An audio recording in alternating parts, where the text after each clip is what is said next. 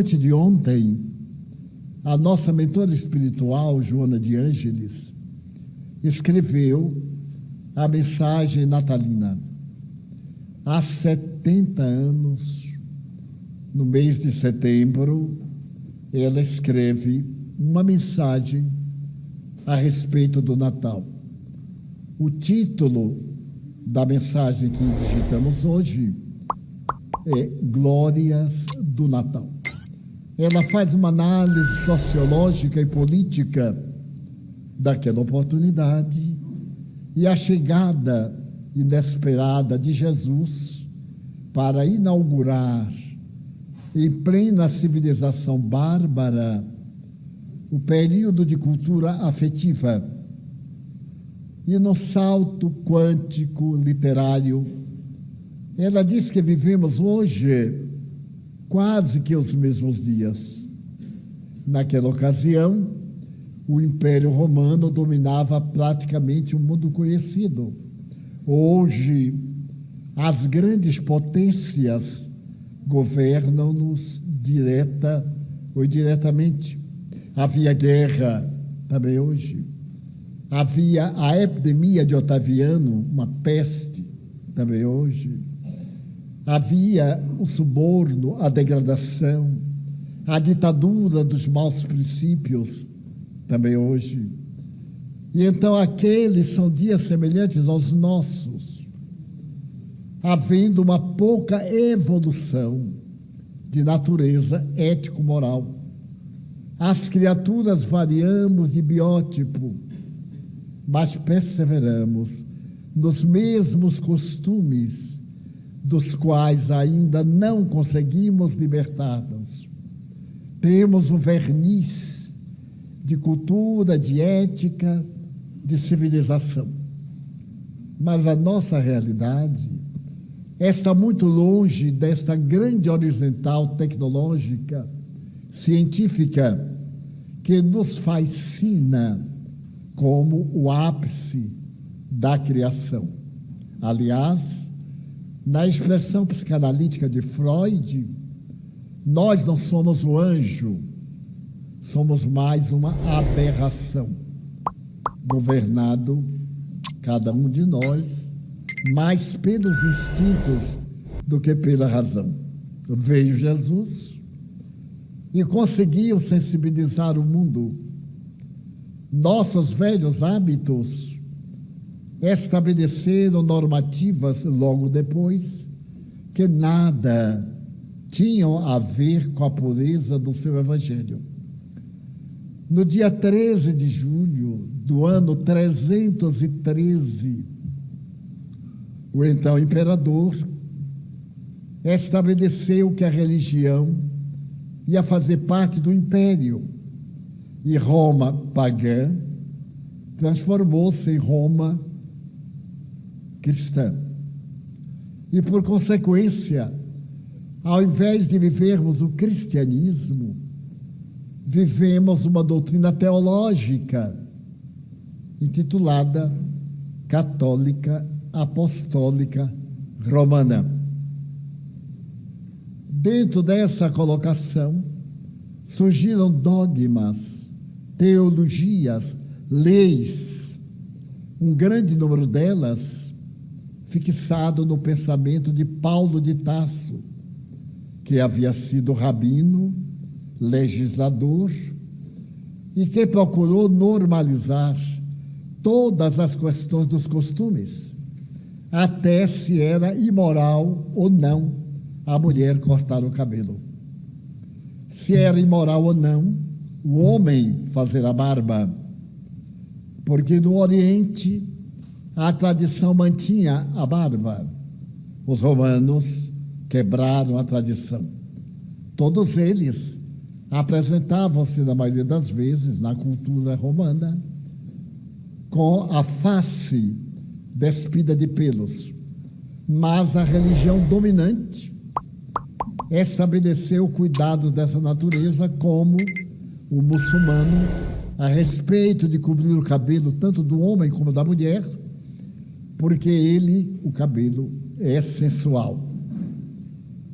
E então nós recorremos a Paulo, que uma coisa só é imunda para quem tem a mente imunda. Para esse é imunda. Romanos 14, 14. Então a questão do ser moral ou imoral tem muito a ver com a tradição e os costumes e os hábitos. Então, mais tarde, vem surgir a doutrina espírita, numa tentativa de restaurar a pureza do Evangelho.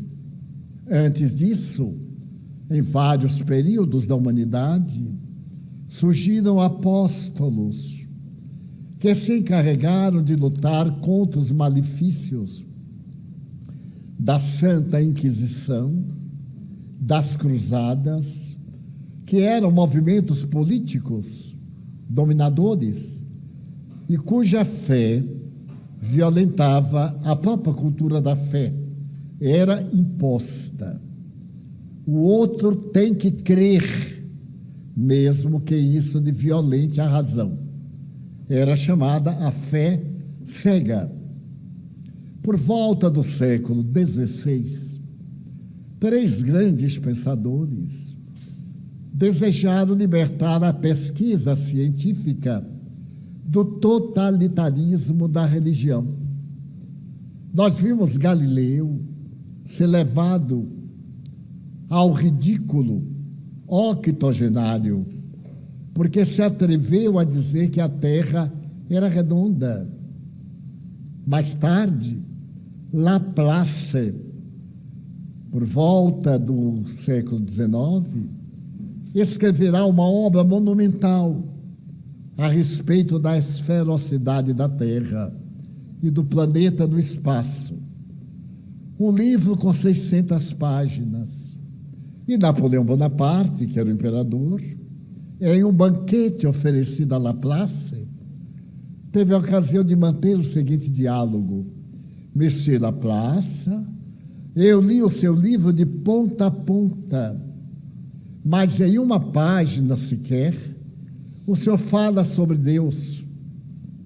E ele respondeu: Monsieur, lamento muito, mas não tenho necessidade disso. Era a reação do pensamento científico àquele Deus absurdo imposto pela religião dominante e logo por uma outra doutrina que pretendia modificar a estrutura do cristianismo, apresentada no século XVI pelo monge augustiniano Martinho Lutero, que se revolta contra as indulgências. O Papa necessitava de dinheiro para a igreja de São Pedro e decreta as indulgências, isto é, o perdão, a complacência a quem pague. Qualquer pecado pode ser anulado de acordo com a espórtula, com o dinheiro que se mande para o Papa. Por exemplo, homicídio, fratricídio, infanticídio, guerra e qualquer tipo de degradação moral tinha um preço. Então, certo Pedro saiu pregando pelas cortes europeias o perdão a todos e quaisquer crimes. O monge Martinho Lutero rebelou-se, porque era mais do que imoral. A salvação dependia do dinheiro. E então ele protestou, daí a palavra protestante, e colocou na porta da igreja 92 questões que o Papa não soube responder. O Papa o excomungou, os príncipes alemães apoiaram, e quando o pensamento luterano passou para a Suíça, na fronteira com Genebra, de imediato, o homem mais sábio da Suíça, Jean Calvino, apresentou vários erros no trabalho de Lutero e nasceu o calvinismo. A doutrina, viajando até Zurique, recebeu um protesto de outrem e hoje são 2.000 denominações nos Estados Unidos. Que fertilidade tem a cabeça humana! Quando Jesus disse apenas uma coisa: que vos ameis. Mas para que nos amemos, nós colocamos tantas injunções que mandamos matar em nome do amor.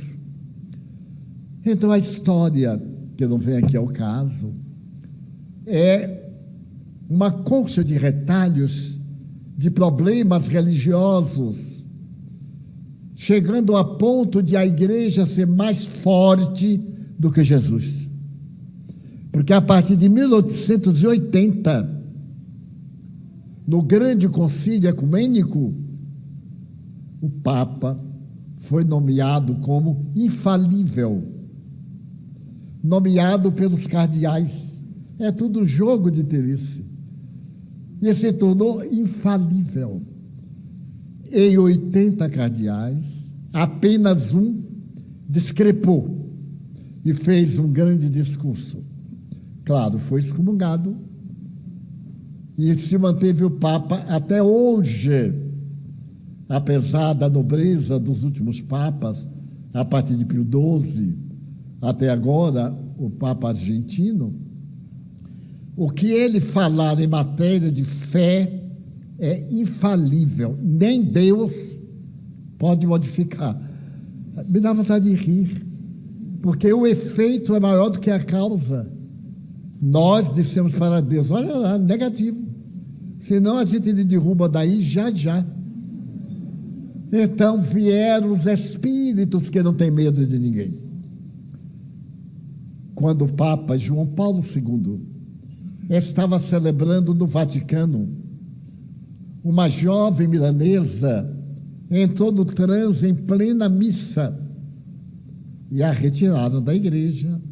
Fizeram um exorcismo, mas o espírito, que não se dizia Satanás, se dizia um cardeal da igreja, por mais que tentasse expulsá-lo, ele não saiu.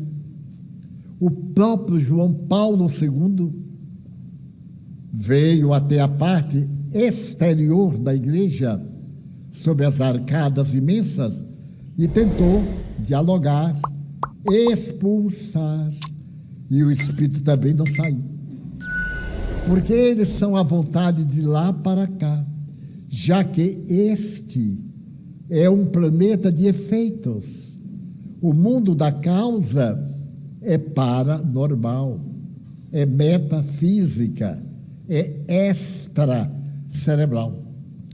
Então os espíritos vieram e tentaram resolver a questão, convidando-nos para uma vida única. Encarnado ou desencarnado é a vida. No corpo ou fora dele é a vida. No Japão ou em Beirute é a vida. E graças a isso estabeleceram como base da salvação. Mas não é do reino dos céus, não. Eu me salvo, eu me dignifico, eu me torno completo pela caridade, a ação do amor pleno. Daí a caridade do Espiritismo ser o essencial.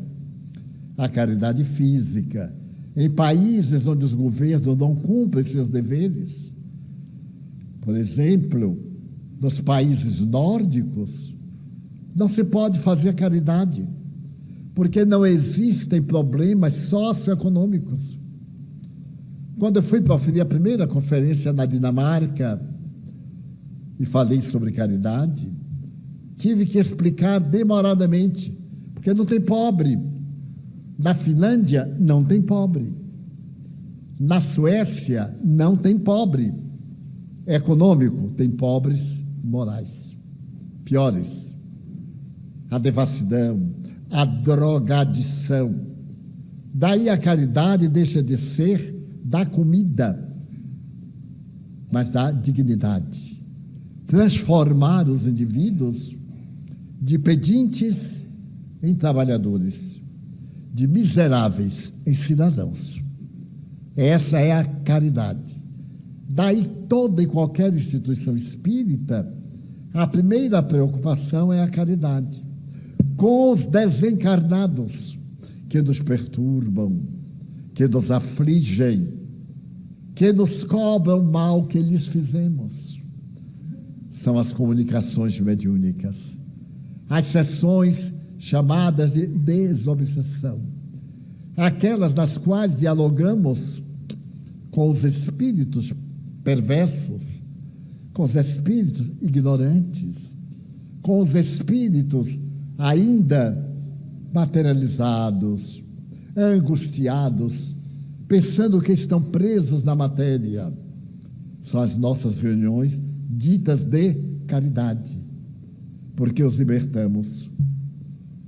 E de imediato as reuniões de educação mediúnica, as de caridade, em que os mentores vêm falar conosco, os familiares, aqueles seres a quem amamos. É tão fascinante e tão verdadeiro que eu me encontrava em Uberaba, na reunião mediúnica do Chico Xavier, às quartas-feiras. Como eu morava em Salvador, até hoje, eu era um membro correspondente. Toda vez que eu fosse em Uberaba, eu tinha direito a frequentar a mediúnica. E numa noite inesquecível, o Chico entrou em transe e me falou textualmente assim: Divaldo, você esteve no Paraná no mês de junho do ano de 1954, isso era 1982. E quando você foi a Mandaguari, os amigos receberam-no.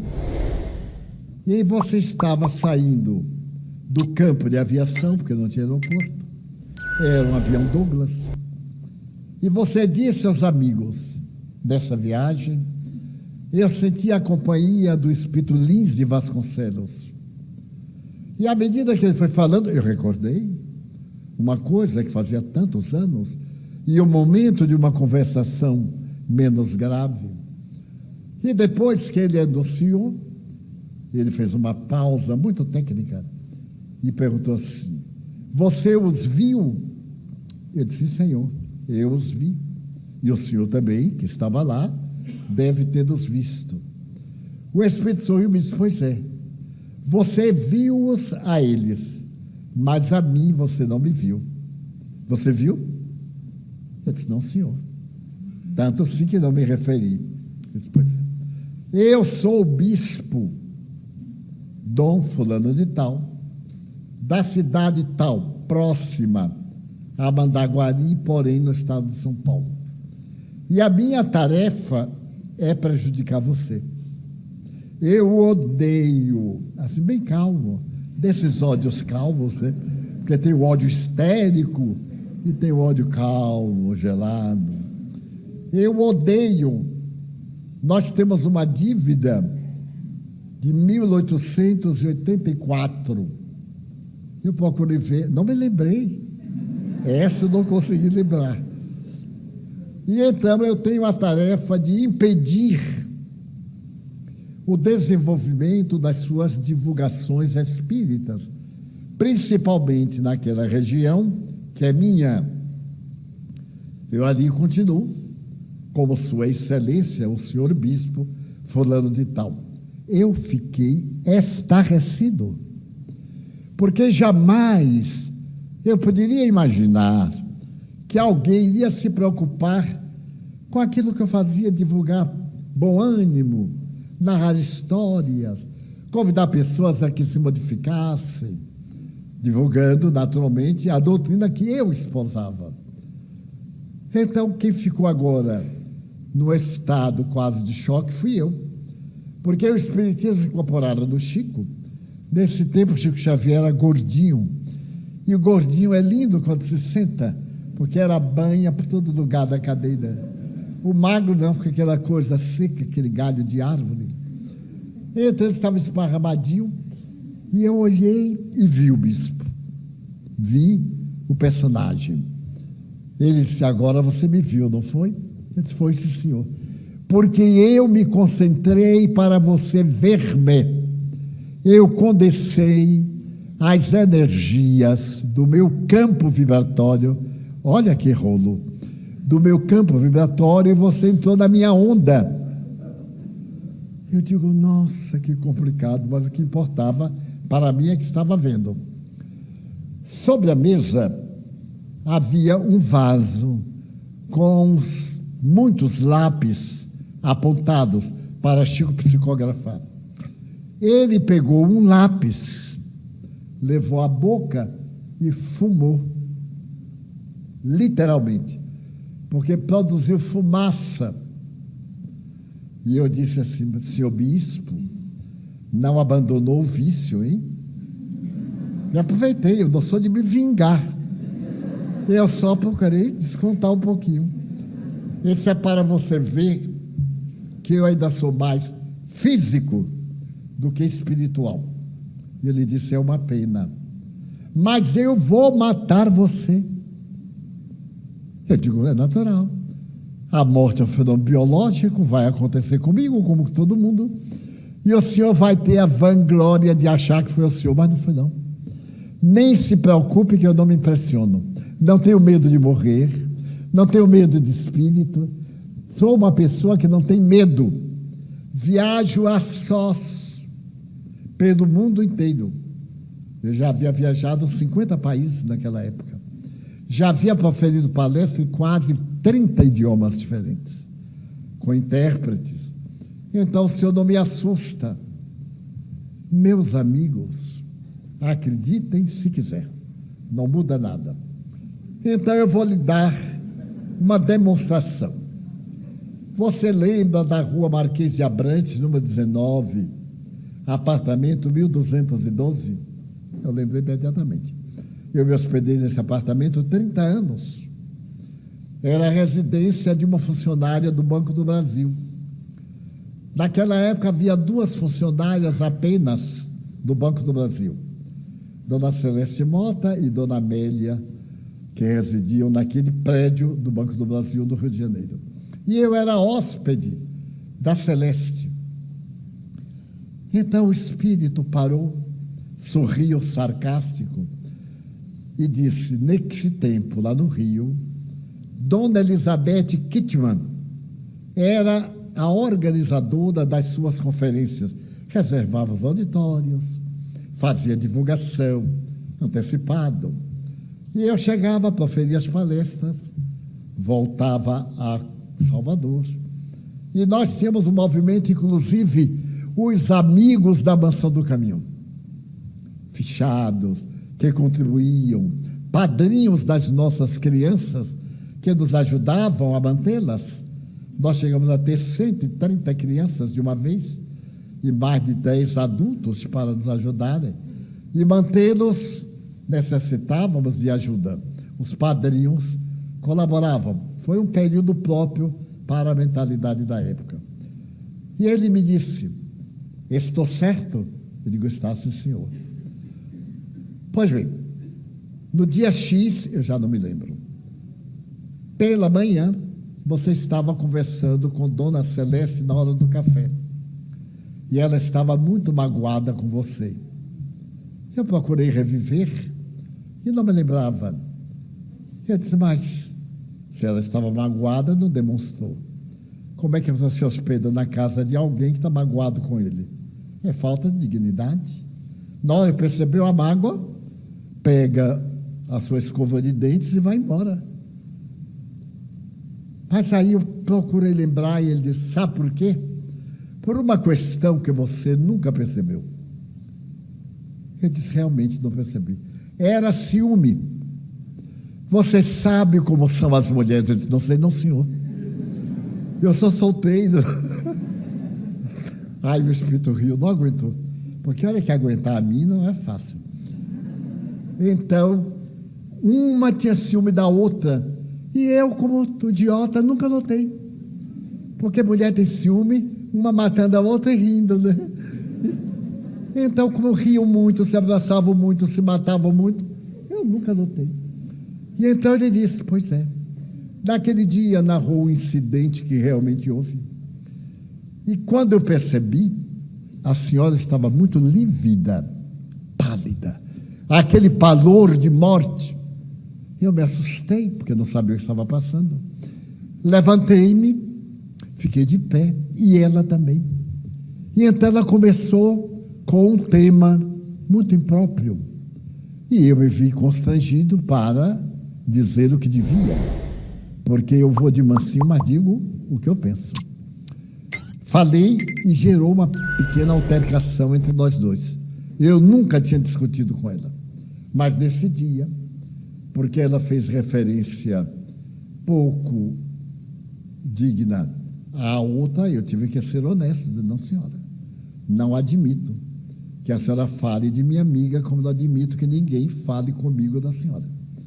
E aí a coisa, em bom tom, em tom de cavaleiro, Pau da Lima com o Rio de Janeiro, era o equilíbrio. E ela ficou tão próxima de mim, e pôs o meu dedo, eu afastei. E ela foi avançando e eu afastando. Nós estávamos no 12º andar, era o apartamento 1202. E eu estava de costas para a janela. O Espírito disse o seguinte: era eu que estava falando através da boca da Celeste.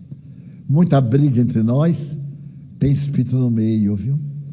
Primeiro botem para fora e briguem depois, porque eles fazem coisas incríveis. Mudam nosso raciocínio, nosso emocional, por uma lei de afinidades.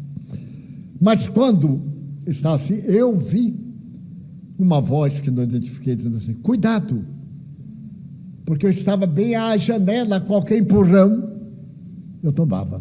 E o Espírito disse, eu queria matar você naquele momento. Mas a dona Joana, que é o Espírito mentor, interferiu. E tudo mais se aclarou. Se aclarou, mas nunca mais foi a mesma coisa. Um vaso de cristal, quando racha, pode consertar à perfeição, mas é um vaso rachado. Que coisa!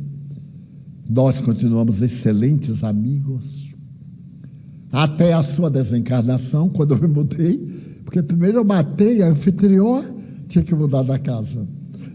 E hoje, ela nos ajuda muito, porque ela dirigiu um lar na Baixada Fluminense, uma senhora notável, que se tornou espírita. E aí o Espírito me disse, eu fiquei pasmado. Ele disse, mas o senhor tem uma boa memória? Eu disse, boa memória não, eu fiz uma ficha. Eu estou olhando a ficha. Ele disse, o que é que o senhor quer que agora eu faça? Porque eu estou aqui na instituição, na irradiação espírita cristã, e o que é que o senhor quer que eu faça? Que abandone isso. E eu vou lhe ajudar muito. Você ainda está jovem, eu devia estar com uns 40 e poucos anos. Para quem tem 95, eu era jovem. Então o Espírito me disse, eu serei seu amigo se você abandonar essa doutrina. Mas por que ele tem esse ódio do Espiritismo? Porque nos liberta das obsessões, do vampirismo, da desdita do nosso lar, das nossas brigas domésticas sem causa, da nossa libido exacerbada, dos nossos vícios estimulados, dos nossos rancores injustificados. Alguém briga conosco e a gente fica remoendo. Ao invés de tirar o lixo da cabeça, a gente coloca mais toxina na cabeça. E vivemos inimigos uns dos outros, por bagatelas, por coisas sem menor valor. Eu olho para trás, meu Deus, quanta amargura eu carpi, por coisa nenhuma que eu dei valor. Porque se não dermos valor, não tem valor. O diamante, qual é o valor dele? É uma pedra quase difícil de ser arrebentada. Mas porque vale tanto? Porque é raro. Na hora que lama ficar rara, vai ver. A maior disputa é carregar um saquinho de lama aqui no peito, porque tem valor. Então, os valores estão na forma em que os vemos. Mas os valores éticos são princípios eternos de respeito à criatura em nome de Deus. O valor do Evangelho é a mensagem. Faça o bem. Seja você quem tem a honra de amar. Seja você aquele que desculpa, que perdoa, que compreende. É tão bom sermos nós a vítima. Na internet não escapa ninguém. É claro que periodicamente eu apareço. E a primeira vez que eu apareci, claro, estavam me arrebentando. Mas eu não sabia, eu não lia, não tinha tempo. Eu então fui ler. E os amigos disseram, você vai responder? Eu digo, mas quem escreveu sabe que é mentira. Eu sei que é mentira. Eu vou responder o quê? Não dei a mínima importância. Deu um resultado ótimo, porque eu fiquei conhecido na internet. Quem não é conhecido não é visto, quem não é visto não existe. Nós existimos a partir do momento do conhecimento. É a tese psicológica do ser e do ter. Então você passa a ser na hora do eu profundo, não do ego externo. Porque hoje eu tenho um ego, amanhã eu mudo de temperamento. Há pessoas hoje de uma gentileza cansativa, bajuladora. Mas amanhã está de mau humor, é outra pessoa totalmente diferente. É outro ego. Então o Evangelho diz, não se preocupe. Todos diziam que ele era bandido e o colocaram na cruz. Menos aqueles 12, alguns dos quais ainda tinham dívida. Convivendo 3 anos em intimidade, ainda tinham dúvida. Então é natural que também duvidem de mim. E não se incomode, diz-me Joana. Se você notou que alguém está indisposto, faça de conta que não notou. Porque o problema é dele, não é seu. Se a pessoa usa o limão, o azedume está na sua boca, não na pessoal. Então esse é o Evangelho, é a doutrina que os Espíritos nos dão. No momento muito grande e grave da minha existência, eu cheguei à conclusão de que era uma voz no deserto. E conversando com Raul Teixeira, que também é um excelente divulgador do Espiritismo, ele me disse, ipsis verbis, Divaldo, parece que a gente está enxugando gelo. Enxuga, até o gelo acabar. Porque as pessoas são muito especiais. Não podemos pretender que elas façam conforme sugerimos. Lançamos a semente. E cada um sepulte ou não. Deixamos em liberdade para cada um fazer da sua vida o que lhe aprouver. E isso para mim foi excelente. Olha que uma das coisas muito difíceis do comportamento é o ciúme, é o zelo. A gente ama e não quer repartir, mas quer compartilhar quando o amor é do outro. E então Joana me disse, meu filho, sempre que você amar, esqueça que você não fica dono do outro, ou dono do sentimento, ou do objeto. Aprenda a amar, ficando contente de ver a pessoa feliz. E eu então dizia, mas eu fico feliz da pessoa que eu amo se divertir com outra? Ela disse, porque você o ama ou você o quer? Querer não é amar. Desejo não é felicidade. São necessidades biológicas e emocionais. E então, lentamente, eu fui treinando. Eu tinha muito ciúme, não dizia nada, mas curtia rindo. até a hora em que eu digo, mas eu vou morrer. Do que adianta reter. À medida que eu retenho, eu perco a pessoa. O importante não é dominar, é ser amado.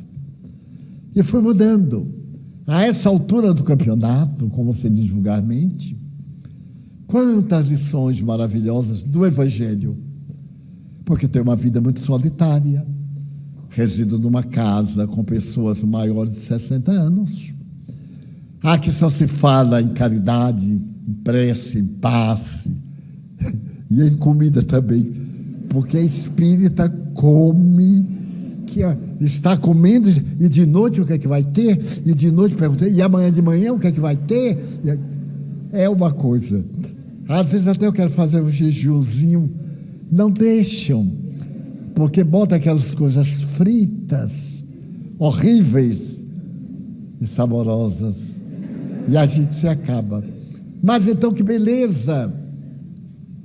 Hoje eu tenho uma carga na minha área da saúde, tenho uma carga na área da idade. Deus me deu a honra de ter Covid, uma bênção, porque eu fiz tanta palestra sobre Covid, mas nunca havia experimentado o que é essa tal Covid-19. Podia ser 20, mas é 19. E até hoje. Então, quando eu lembro do Evangelho, quando eu venho para aqui, há uma alegria. O Mário diz assim, jovial, detesta falar, né, Divaldo? E então, os males passam.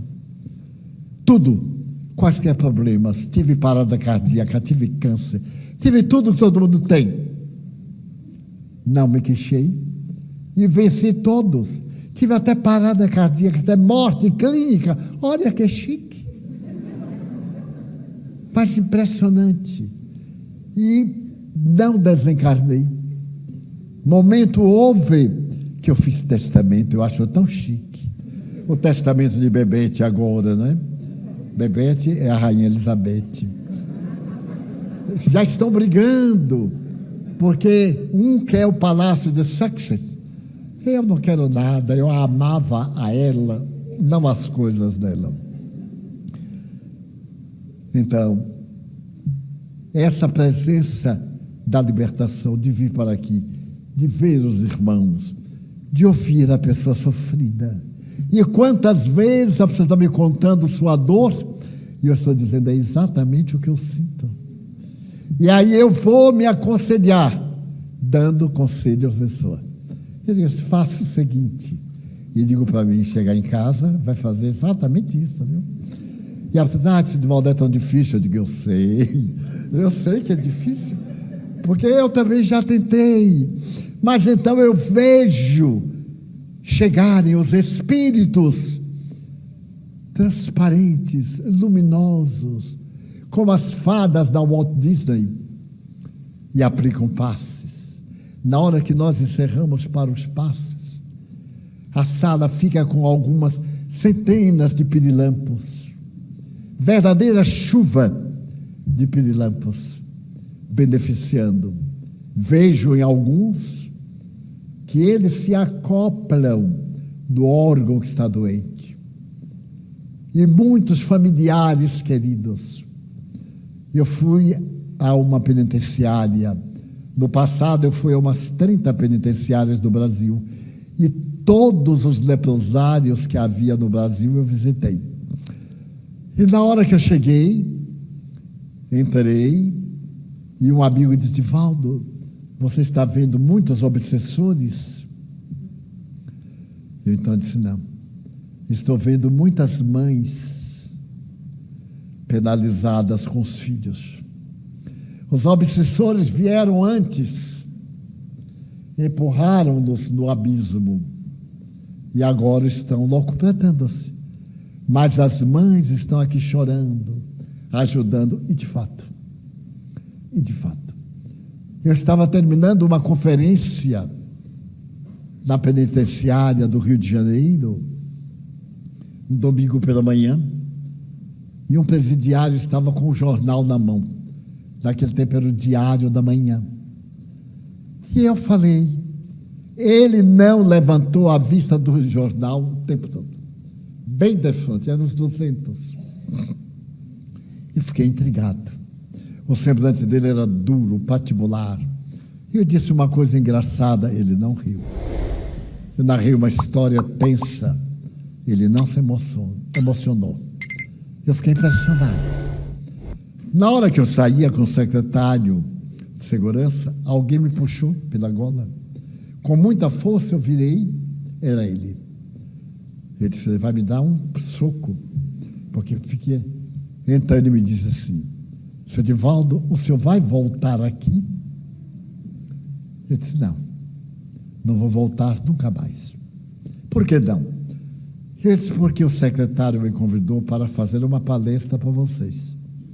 E eu fiz a palestra. E você não me olhou nenhuma vez. Estava com o semblante carregado, eu lhe olhei muito, tentei uma comunicação. Então, eu não posso, eu tenho pouco tempo. Aqui eu não virei, porque é perda de tempo. Mas eu falei de propósito. Ele, então, me segurou e disse, e se eu lhe pedir que volte? Eu digo, se você me pedir que volte, eu voltarei. Então, seu Divaldo, volte. Ele disse, mas você não se comoveu? Ele disse, não. Eu não tenho mais lágrimas. O fogo do ódio queimou-as. E agora eu respiro o ódio na expectativa da vingança. E a sua voz me dulcificou. Se eu pedir que o senhor volte, o senhor volta. Era 11h30 da manhã. Eu disse, vamos fazer o seguinte. Pode ser que eu morra, pode ser que você morra, pode ser que não tenha mais oportunidade. Vamos continuar agora? Ele foi tomado de surpresa de secretário. Eu poderia atender o rapaz ali, era o refeitório. O secretário disse, pode, perfeitamente. Aí eu puxei e disse, aqui estou de novo. Só que agora você que vai falar para mim. Ele então me contou a tragédia. Ele havia assassinado a própria mãe. Contou a tragédia. Conversamos. Eu voltei à penitenciária Lemos Brito muitas vezes. Estimulei para que ele fosse estudar. Ele estudou, fez o ginásio, fez advocacia, tornou-se um brilhante criminalista para defender-se e defender os outros. E mais tarde, quando ele já era célebre, mas ainda estava na prisão, ele pediu para ser removido para Curitiba, porque desejava colaborar na penitenciária de lá. Então, essa doutrina nos fala do amor, que aquele espírito odeia, que muitos aqui na terra odiamos, e que aqueles a que nós prejudicamos perseguem-nos, comprazem-se. E, no entanto, na hora dos passes, que eu digo assim, agora é a hora da vivência. O bem que a mim me faz. E eu espero, sinceramente, que também faça muito bem a todos nós. Porque Jesus nunca nos deixa a sós. O seu amor é inefável. E a sua mensagem é para uma sociedade digna, livre. E me lembro deste significado quando Paulo foi falar com Nero, o pior homem do mundo, com o melhor homem depois de Jesus.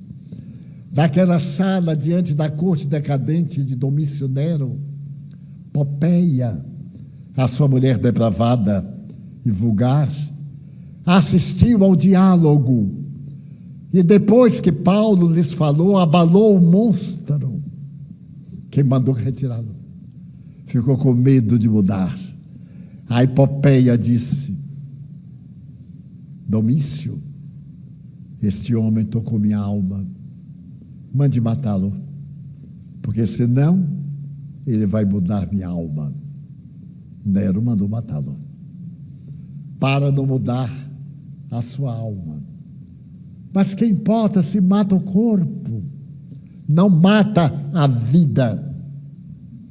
Minha mãe estava morrendo, com 86 anos. E o médico me disse, não tem jeito, desliga o aparelho. Eu digo, pode desligar, porque ela já estava desencarnando. Então eu peguei da sua mãozinha, magra, e ela me olhou demoradamente. Eu era apaixonado pelos olhos de minha mãe, olhos verdes. Eu vou comprar um artificial e vou guardar. Depois que eu morra, bota no meu caixão para eu chegar na lei de olho verde. Mas então eu estava dominado pela dor, porque era minha alma gêmea. Ela me dizia assim, Di, meu filho, tome conta de sua irmã. E a senhora sabe que eu vou fazer isto. Di, assim que eu adquira a consciência, eu vou voltar, meu filho. Eu vou voltar para tomar conta de você.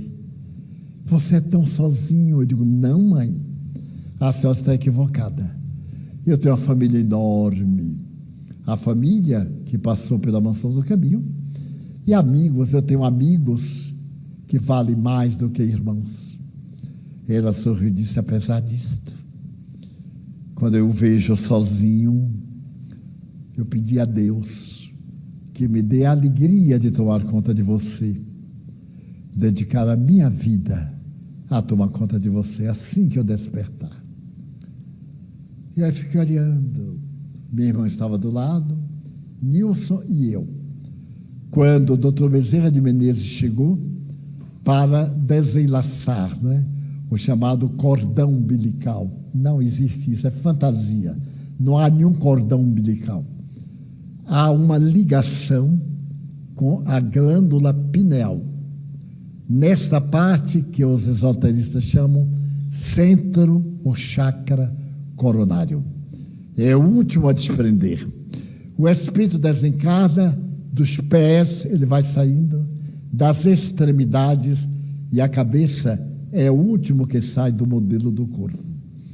Então eu vi, quando ela foi saindo, sorrindo, e ainda me falou que, gente, eu vou voltar.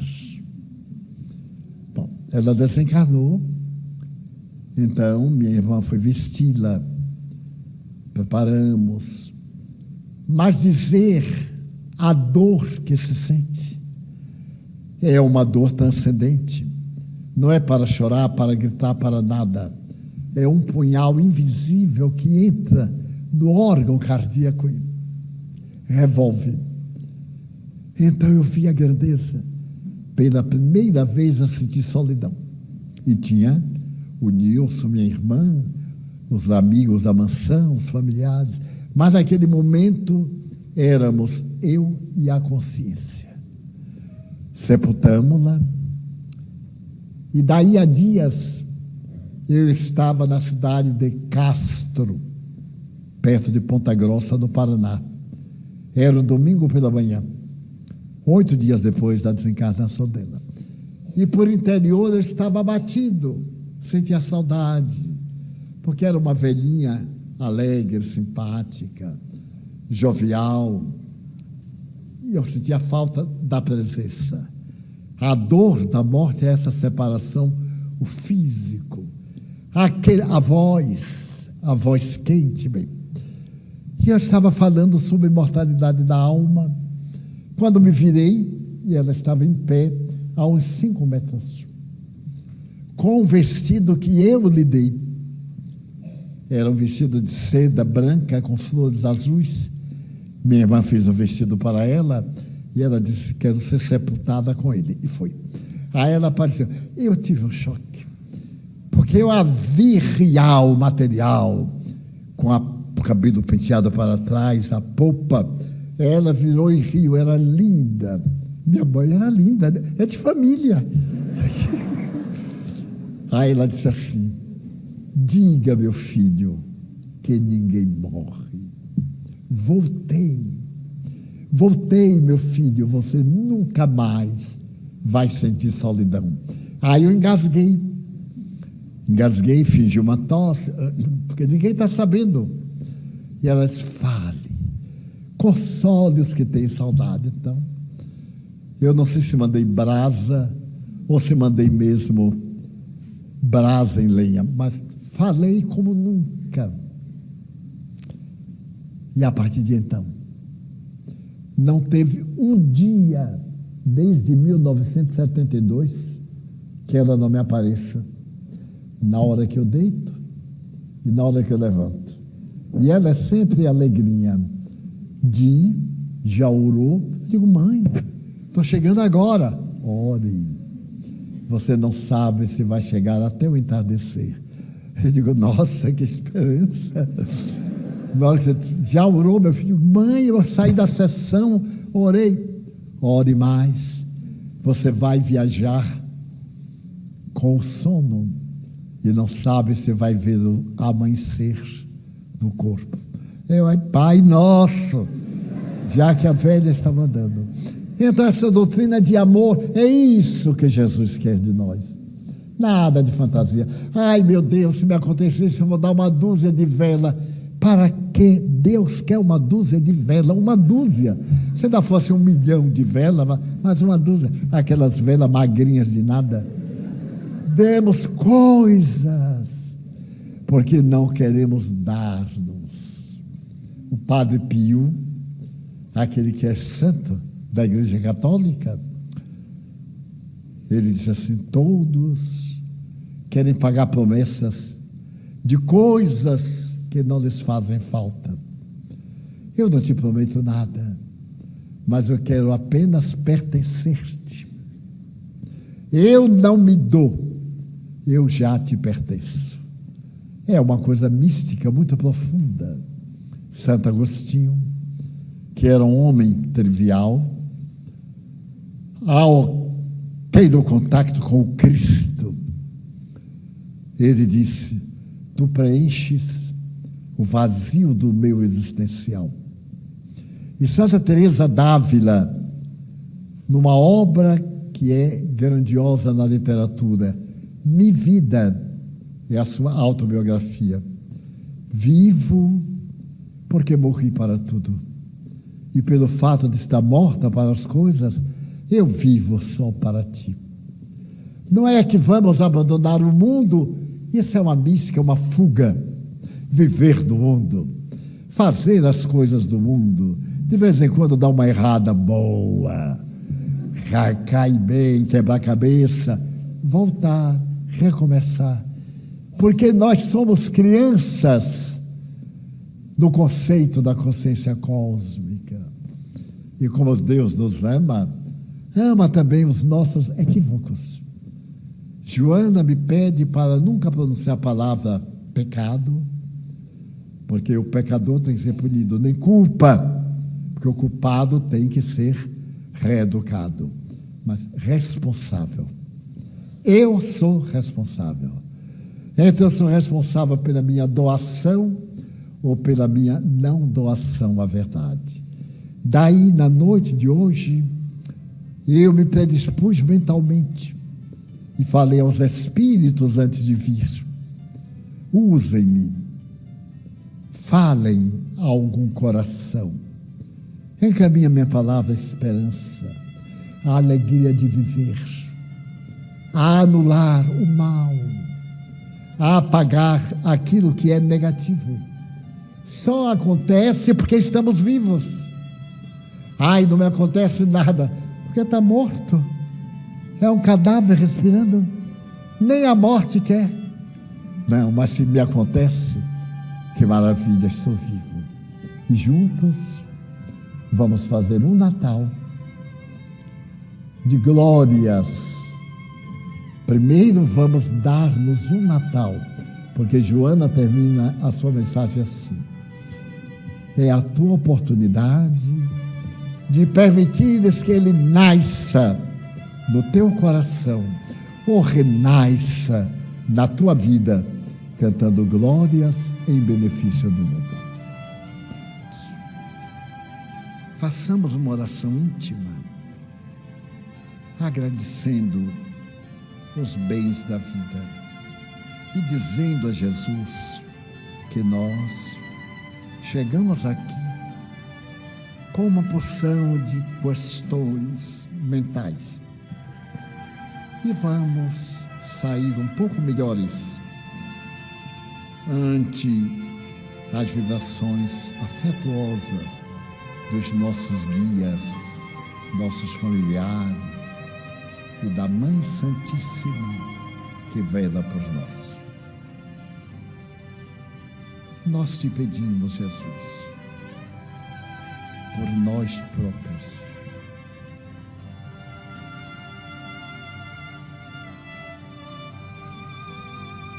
por aqueles a quem amamos, por todos quanto nos amam. Nós te pedimos pelos nossos adversários que nos desejam mal, que sejam felizes e nos deixem em paz.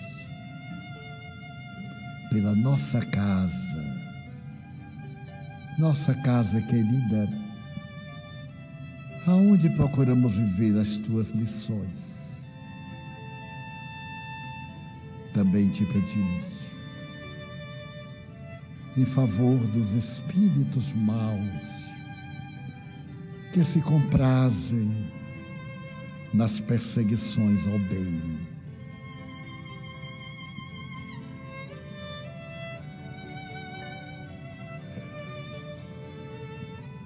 Lembramos dos que se suicidaram e estão desesperados.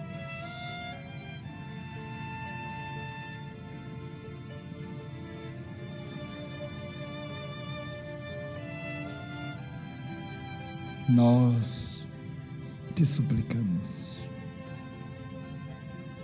pela paz em nossos corações.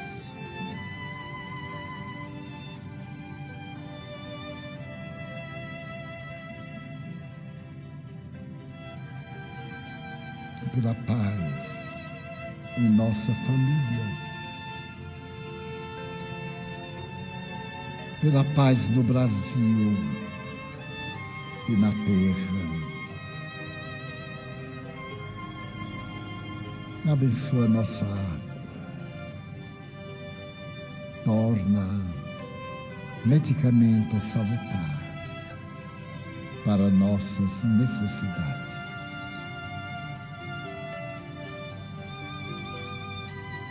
Benditos os dias do Senhor.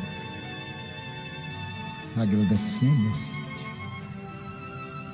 tudo esta noite, suplicando-te que nos acompanhes de volta à família.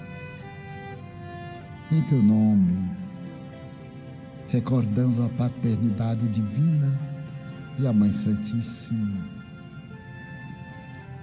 pelos Espíritos bons que nos vêm socorrer, encerramos a nossa reunião com votos de muita paz.